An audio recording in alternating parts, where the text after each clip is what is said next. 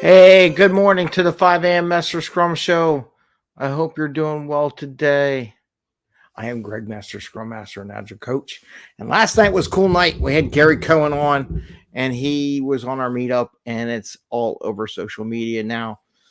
He even commented to us, "Hey, guess what? You're on Spotify now." He's like, "Oh, I never been on Spotify before." So he's on Spotify, inviting anybody who has a topic they would like to present to a meetup group. We get a couple people. Sometimes we get one or two. Sometimes we get 10. Sometimes we get 20. It depends. I think some people take advantage of the fact it's free, and then I do post it up. But it's good to have the interaction. So I invite anybody to do our meetup. Oh, and by the way, just a reminder, I got Annie Mood. She's going to be our Thursday night interview tonight. That'll roll out about 8 o'clock tonight. I hope you get a chance to listen. And again, that'll be all over social media too.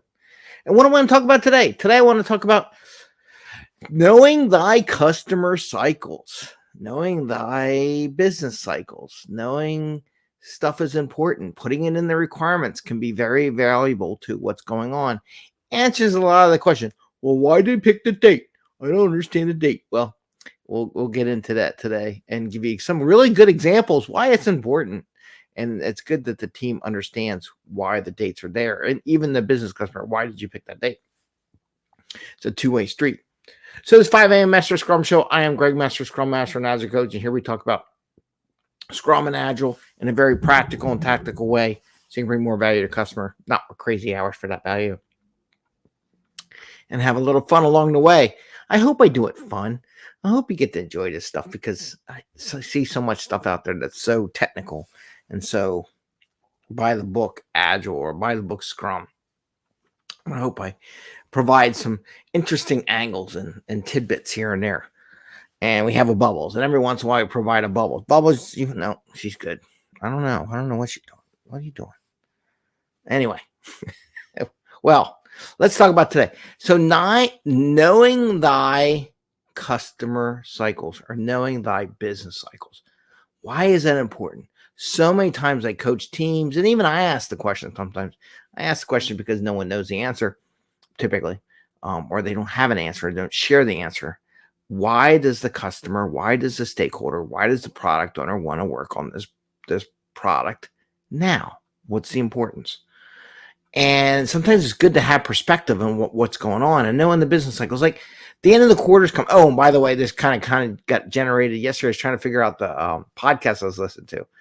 And I was listening to the Metacast yesterday, and they were talking about dates and why dates could be important because they're like sometimes people get on their high horse. Oh, we can't have dates, and why do you have dates? Well, sometimes dates are important, and I'm going to explain a couple. And we have Bubbles. There's Bubbles. Are you good now? You were on the show. Can you lay down? Okay. Now hopefully she'll lay down. There's a cat tail on the show. She wants my attention because I'm sitting here. So why is it important? I'm going to give you two examples in this session why it can be important. One from when I was a young little lad. One day I had hair, lots of hair. I'll give you an example when I was a young engineer and I worked for the government. I worked for the Navy Department. And every year the government, especially in the military, has appropriations.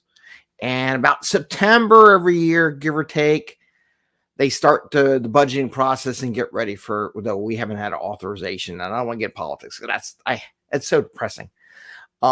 Always, shape and form. It's depressing because people take it too crazy. So there's an annual budgeting process. How I did it as an engineer, I wanted my projects that I wanted to work on to get funded. If I didn't have the funding, I can't build neat stuff, right? So there's a logic to my method. So I always had a list of about 10 deep of projects I wanted to take on for in the new year or take on. I always had my list available. Why? Because come August, every year like clockwork, sometimes late July, my bosses would come through or my Navy captains and the executives would say, we got to expend some of this money we haven't spent because they over budgeted for it, but we haven't spent this money. What can we spend it on? Boom.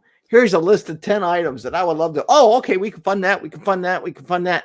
My stuff got funded. Maybe not everything, but at least 3 or 4. And that's all. How many projects do you really want at a time? So I had 3 or 4 projects funded. So that's an example why understanding your business cycle is important, right? And what's going on. So I just want to give that a tidbit example, and then I'll give another one a little later on. So what do you do? How do you do this as a product owner? How do you do this as a Scrum Master? How do you do this in business? Well, when you come up with these requirements, you should ask the question, is it a monthly sales deadline?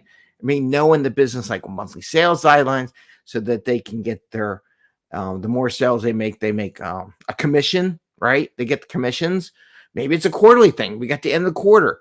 Quarter reports got to go out for the stockholders so they can invest and for banks to loan money to the businesses. Some people, it's an artificial date. It may be, but it's how the cycles in businesses get funded. And if you don't understand this, you're being ignorant, right? So a development team doesn't understand these cycles from a business funding point. They're just being ignorant. What about a customer? Maybe the customer has an annual budget. I have a customer now that come the new year, their customers' cycle start at the new year. All these people get all these allotments, all these funding and everything like that. So knowing that they got to be ready to take massive amount of orders that they may not normally do because on the first year, they all want to spend their money, right? They got all this money, got to spend it. Now I got to buy stuff for the year. Probably because if they don't spend it, someone else will. And that was another story I gave a while back. So knowing that customer cycle is important. Knowing your business cycle is important. To ignore it and say it's not related or to miss a date. You know, you could miss a date on delivering on a piece of software that's part of the quarterly review that they wanted to show off to their stakeholders. Could be the difference between billions of dollars worth of investment dollars coming into your company. You know, and to ignore that is to be honest. Honestly, I would like to use a word, but ignorant, right? That would be ignorant. And extra detrimental. You want to get a bonus check too, right? You want to get a salary increase too. Well, if they can't get the funding from their stockholders or their customer, you're not going to get that raise, no matter how much you want it. So we missed the date. We didn't get the funding. We didn't get the funding round. It's important to know that, right? So I'm going to give you one more example of knowing thy customers' cycles. When I used to build tanks, I built aircraft stuff, I built tank stuff, I built software, I built everything. When I built tanks, or in this case, the Bradley Fighting Vehicle, I understood that we had a remanufacturing schedule coming up and they're working on a contract. I told my subcontractors, we got to meet this date because they're going to get funding. And they just like, oh, the engineer, oh, it's taking more time. I said, no, you got to really you're doing these multiple projects. You need to focus on this project. And they didn't. Guess what? We missed the cycle for the big heavy brigade to be in the big army, right? So think about this. They were selling a $25,000 computer. We bought 2 of them. So that's $50,000 a piece. Let's say there's 100 vehicles for that 50. That's $5 million in sales. And you might say, hey, Greg, that's nothing. That's $5 million. That sale of $5 million just for those 2 computers, which included software and all kinds of other things that went along with it for my overall company, is a gateway to more because that was just one brigade. There's like 20 heavy brigades. So take $5 million and times it by 20. That's how much sales they lost in future salary increases, bonus checks, all that for the company. The one VP got fired over that, by the way, because when I explained it to them, they're like, oh, gosh. We did get it in the next round, but it was a smaller set of, there was only like 7 brigades or whatever that potentially could use the equipment. But we missed some 20 odd brigades. So 20 times $5 million, you get the gist. That's 10 millions. I don't know. It's $200 million worth of sales, right? Because they missed and they didn't understand the customer cycle for their business cycle when they're going to award money. It's always important to understand the customer cycles as well as your own business cycle, because you want to get that stuff in there so that they can say, look, and this is why I love Scrum. I'm going to tell you right now, this is why I love Scrum. You can argue with me on the whole waterfall thing and all this stuff, and I've done both, okay? I ran my waterfall projects more like Scrum than more like other people's waterfalls. But because I always demonstrated product, because when I demonstrated product, I would use that as part of my proposal for getting money from my customer. They're like, oh my God, you actually have a working piece of software. Oh my God, you have a working piece of hardware. We're going to buy your stuff because the likelihood of you actually delivering it and we get in our customers' hands is more probable than someone that had a damn sketch on a piece of paper or a spec, right? So, of course, I made all my companies millions of dollars over the years over my career because my teams, they did such a good job. And because I would explain to them when the due dates were, what the cycles were, and I made them understand that when we're working with our products at the epic level, the feature level, even the story level, depending on what the business cycle need and why they want a story to get released. Maybe they want to do this add-on for a customer because that particular customer's acquisition cycle starts at the end of the month or end of the quarter. Maybe they don't buy stuff like public school systems, right? They're in the June timeframe. That's when their cycle ends. So if you can deliver software, you want to have it out there and deployed before the June when they go put their budgets out for the new year or when the money gets awarded. You want to figure out when their budget planning cycle is so that you can introduce your product to them before their budget planning cycle. If you miss their budget planning cycle, you will miss out on your ability to sell your product. It'll be a whole year before you get a chance to sell your product to your customer. Think about that for a second. So I wanted to share that with you because in the Metacast, we were talking about some dates and they were leaning toward these kind of things that I'm sharing with you as being important. So think about it, share it with your team, put it in your epics. Like, hey, this is part, we want to have this ready. So when the customer XYZ starts their annual budgeting process, we have a working product or something we can demo.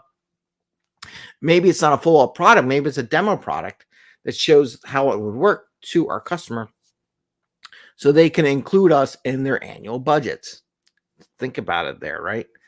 And it helps everyone. So include that kind of thing. You don't have to include, like, if you have 20 stories on our epic and the whole epic or feature gets delivered as part of this quarterly thing, you don't need to put the quarterly date in every one of the same stories. Just put it at the epic level and just let them know when you're reviewing it, when you're doing refinement or when you're doing your, say, just remember, this is all part of this epic. This epic's part of this so that we can meet the customer cycle or delivery cycle, or we want to make sure we're getting revenue from stockholders because we want to include this new capability in our quarterly report or annual report, depending on what it is, right?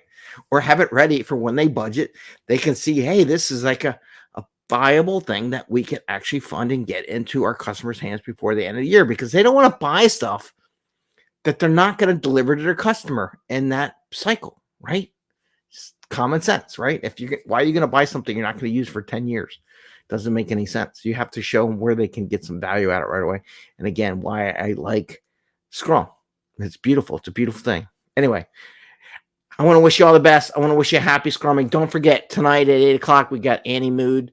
I'm doing an interview. I'll be putting that up tonight. That'll be going out on social media as well. And if you get a chance, check out Gary Cohen's presentation. It was really good because it was talking about planning, how you plan and laying stuff out and all these different ways to plan a product rollout. There's a lot of different things you can take and maybe adapt some of those pieces into what you're doing in your company and with your stuff and just kind of reflect on it. How does that apply with what I'm talking about? And there's a couple good book recommendations that he made during the session too as well. And there's a way to connect them. I do recommend his newsletter. So there's a little, I did put a post up on LinkedIn that has his little QR code so you can get registered for his newsletter. With that, I want to say, have a great day. Happy Scrumming. Enjoy, have some fun, and get and go inquire to your business. What kind of dates you have? There's nothing wrong. They might like to know that you're actually curious about when the dates are, so you have an idea with that. And I think it's really important that the product owner, I really do think it's managers, important to convey that and make sure that the engineers kind of understand. They don't have to memorize it, but remind them every once in a while what's going on with your business cycle. All right, take care, everyone. See ya. See you tonight when we do the interview with Annie Mood. That'll be a good one. All right. Bye.